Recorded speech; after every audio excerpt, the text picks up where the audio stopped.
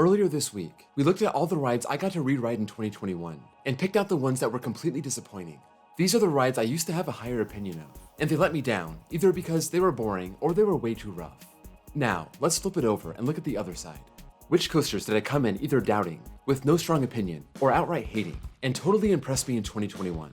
I picked out 15, so let's run them down. These are the coasters that shot up my rankings in 2021.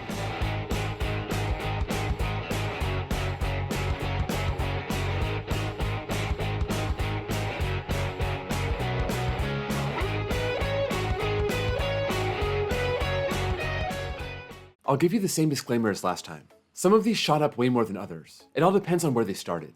A few of these only rose a few spots, or even not at all, but they're still on this list for a reason, and I'll try to explain it. Before we get started, if you can drop this video a like, I'd appreciate it. It helps me out with the YouTube algorithm. Number 15, Wicked Cyclone at Six Flags New England. Okay, this started as my number 4 coaster, and it's still my number 4 coaster. Why is it on this list? When I rode this in 2018, my first couple rides scared me a little bit. It was not running well, at least in the morning. This was my first RMC, and I was 3 years removed from riding it, so when it ran slow, I was thinking I was living a lie, inflating this mediocre RMC into an elite one because I didn't know any better. I got one ride in the afternoon, and it redeemed itself. That was the Wicked Cyclone I came to know and love when it opened in 2015. I came back in 2021, and I rode it again right after opening, and I was thrilled to see how well it was running, even in the morning. I don't know what they did, but I know other people said it was running great this year, and I can vouch for it. Those areas where the train would slow down, those had some real bite, and it got even better later in the day. Instead of being a shaky number 4, it's now a solid number 4. It just can't rise over my top 3. Number 14, Magnum XL 200 at Cedar Point. Here's another one I didn't move up that much. It's just that I love it more and more every time I ride it. I had one magical ride in 2020, and I got 3 more in 2021, including my first ride in the Magic Seat in 3 years. That was off the wall crazy, but I still prefer this in the back row. The airtime is less violent, but it's more sustained. In terms of just pure fun coasters, it doesn't get better than Magnum.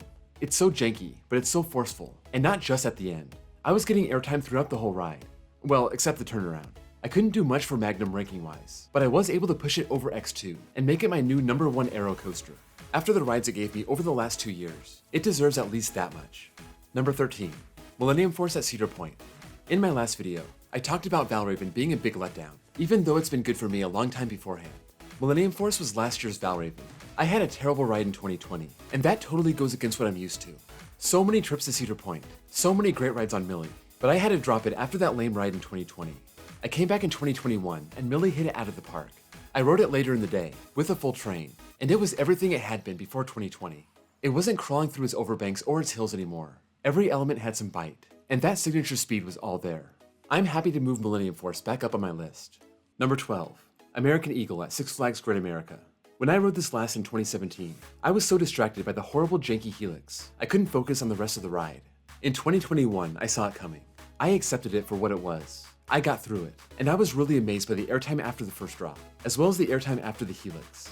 I went from thinking this ride was kinda trashy and on its last leg, to thinking that the ride added a lot to the park's lineup. Now I'm thinking the park should get some new trains, and they should keep taking care of the ride. It still seems to be popular. It still rides very well, minus the helix. And not that Great America needed another strong coaster, but I'd put it on that list now. Number 11, Goliath at Six Flags Over Georgia. I thought this was one of the stronger B&M hypers even before this year, but something happened in 2021 that launched it even farther up my list. I rode this at its full potential. I got way too much room on the lap bar. That extra click makes all the difference, and I was flying on every single one of those airtime hills, and there's a lot of them. It has the big hills to start, the intense downward helix in the middle, and the small hills at the end. I call that variety. Sometimes you have to ride a coaster at its max potential to appreciate it, and that's what I got with Goliath this time around. It's my new favorite coaster in the park, leapfrogging Twisted Cyclone. Number 10, Zeus at Mount Olympus. I enjoyed this coaster in 2020, but I left a little disappointed. I heard the airtime was better than it ended up being, so Zeus was kind of a whatever coaster for me. That changed in 2021. I mentioned Hades was way too rough to enjoy last year, but Zeus was the opposite. Not only was it running smooth, the airtime was really powerful going out and back. We both walked out of Mount Olympus in agreement. Zeus was the star coaster of the park, at least on that day. I still have Hades ranked higher, just for its creativity and length, but Zeus is great for what it does, even if it does have a simple out and back layout. Number 9, White Lightning at Fun Spot Orlando. I knew I owed this tiny GCI another try. My one and only time here was in the morning, in an empty park, and I rode this a few times when it was running slow, with trains about a quarter full. Fun spot parks thrive at night, and even though I couldn't give it any night rides, I at least got some afternoon rides with full trains. I finally got to see what it's capable of, and even though it's still not an upper tier GCI, I understand why people say it has airtime. It really does, and it actually stacks up pretty well to Mindblower, mainly because it runs pretty smooth. If you go to Fun Spot, try your best to hit the Orlando park later in the day, any time other than opening, or else White Lightning will just disappoint you. Number 8. Raptor at Cedar Point. This B&M invert has become kind of a polarizing coaster. Some people praise it as one of the best inverts out there. Others hate it and say it's painful. Before 2021, I could see both arguments. I think it has a great intense layout, while still having large-scale elements, but it also ran rough. This year, I got a front row and a back row ride, and it was running as smooth as I ever remember it. Cedar Point's maintenance did a great job with it, and I got to enjoy all those awesome elements without any rattle or any jerkiness. After a not so great ride on Banshee last year, I'm putting Raptor back over Banshee as my number 2 invert. Number 7. Manta at SeaWorld Orlando. I'd ridden this a few times, back in 2012 and then 2018. It was good, but not super memorable. I rode this again in 2021, not super pumped up about it, and it really surprised me. The first half is all about flying high, and the intensity of that pretzel loop, but the second half really sold it for me. That shot of the train swooping over the water is what most people know about Manta, but I found that whole second half was really intense, and it felt like your face was 2 inches away from getting smacked. Whether it be the water, or the rocks, or the plants, you're flying so low to the ground that it's freaky, and it's not something you get with the other American B&M flyers. I really appreciated that. It made Manta stand out, and it made me realize I must really like thinking my face is in danger. Number 6. Giant Dipper at Santa Cruz Beach Boardwalk. When I rode this in 2018, I wasn't too crazy about it. I thought it was pretty smooth and pretty forceless. That's fine. This thing is almost 100 years old. I'm just glad it didn't beat me up given how big it is. When comparing this to other beachfront wooden coasters, like the Coney Island Cyclone, I said Giant Dipper was a mild ride. After 2021, I changed my mind. Not only was Giant Dipper still smooth, it was way more forceful this time around. That airtime was legit. I don't know where that was 3 years ago, but I'm glad I found it now. Giant Dipper, I'm sorry for calling you forceless. You really do pack a punch. Number 5. Cornball Express at Indiana Beach. When I rode Cornball in 2020, I regretted not riding all the way in the back row. I rode near the back and I wasn't impressed, and I was told you need to ride the very back. So I did, and it lived up to the hype. There were several solid sustained airtime moments, and you get some with floater, some with ejector. The twist on the first drop is especially jarring in the back, and all you have is a buzz bar holding you in, making the airtime that much more sweet. I remember vouching for the front row as the better row, and after riding up there again, I take that back. It wasn't as good as I remember. The back is where the party's at. It runs a little rough, but nothing to keep you from lapping this. This is something you'll want to ride in the back row over and over again. Number 4. Dark Knight at Six Flags Great America. I don't know what possessed me to ride this again in 2021. I rode it in 2013, then 2016, and I figured maybe it was time for another go. It's a mock Rides Wild Mouse coaster, which are usually the worst mice. That is, aside from Zamperla. The only difference is, it's indoors. When I rode the Dark Knight, they must have turned all the brakes off. I know when it's dark, you think you're going way faster than you are, but it feels like they killed all the trim brakes and let her rip. What I got was intense laterals and stomach-jarring drops, and the whole ride was madness. A perfect ride for the Batman and Joker theme. It's weird to say it, but Dark Knight was a huge winner on the trip. Number 3. Copperhead Strike at Carowinds. Just like White Lightning, I knew I gave this ride a raw deal last time. I rode this right after it opened in 2019. It was cold, raining, and empty. What I got was a completely dull ride. This time around, it was everything people said it could be. The ejector airtime hills all hit hard. The hang time moments were even more pronounced. That's weird, I know, because I said it was running faster, but I'm just telling you how I saw it. It's a long, complete ride. Lots of forces all mixed in, and with all that extra force from a hot, and I mean hot, humid day, with a full train, later in the afternoon, I feel like I rode Copperhead Strike at its max potential, and I walked away thinking it was great.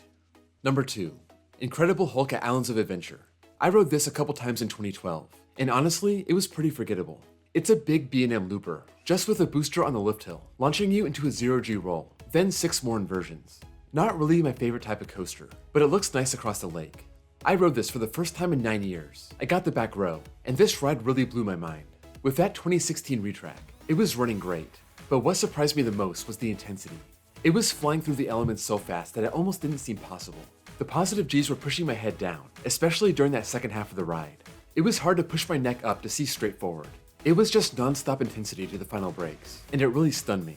You don't expect such an intense coaster at a Universal park, but there it is. Number 1. Hollywood Rip Ride Rocket at Universal Orlando. There was only one choice for the top spot, and it had to be Rocket. I rode this a bunch of times in 2012, and it was some of the most fun I've had on any ride. I was pretty GP back then, so when I hear all the coaster world bash this ride, I'm thinking I massively overrated this in my head. Maybe the ride is lame, and I got way too involved in the on-ride music. I even made this the #1 coaster I need to re-ride the most, back when I did that video earlier this year. 9 years later, I got there. I got one ride in the back, and it was everything I wanted it to be, and more. The music is still great, and the ride is crazy forceful. Airtime on the first drop, intense airtime coming up, over, and down the non-inverting loop, as well as all those steep drops off those mid-course brake runs. If you like intensity, this helix that turns the ride around really brings it. This ride has so many brake runs, but none of them seem to slow the train down that much. This really added to the airtime and intensity. If you're always stopping and starting, I can see why you wouldn't like this. But if you just get lucky, like me, you can get a perfect ride. This went from lingering outside my top 100 all the way into my top 40. That's a huge jump. I don't understand the hate for this ride. People say it's rough, and yeah, maybe a little, but it didn't bother me at all. If coaster enthusiasts love a ride that's incredibly forceful, you got one right here. There you have it, the 15 coasters that shot up my list this year, or just bolstered their spot high on my list. Let me know if you rode these coasters this year, if you had the same experience as me, or something totally different. Sound off in the comments below. Before you go, be sure to drop a like, and give me a sub for more content just like this. If you haven't already seen the coasters that shot down my list, I'll put that in my end screen and down below. Also see my links below for my Discord server, and my second channel where I post copyright-free off-ride footage. Thank you all for watching, and I'll see you all next time.